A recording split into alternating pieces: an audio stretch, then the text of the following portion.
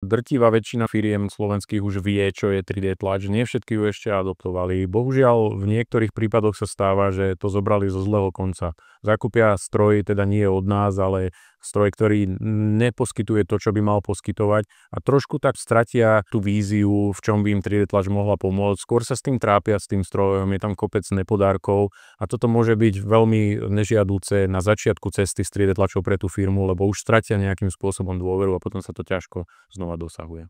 Ten lepší prípad sú spoločnosti, ktoré vlastne začínajú s nejakým malým strojom. My to častokrát aj doporučujeme. Väčšinou je dobré začať a utvrdiť sa v tom, že čo tá 3D tlač prináša, čo sú nejaké nevýhody tej danej technológie, čiže väčšinou doporučujeme naozaj zaobstarať nejaký menší stroj. Nech postupne sa tí ľudia a ten tím v rámci interného procesu začne učiť, čo je to 3D tlač, kde sa to dá využiť. Máme radi tých ľudí, ktorí chodia vyslovene výrobou a hľadajú jednotlivé prvky, ktoré sa dajú nahradiť 3D tlačou. To sú veľmi cenní ľudia v týchto firmách, dokážu ušetriť nemalé prostriedky a my s nimi vlastne vieme priamo komunikovať a ušiť im to na mieru.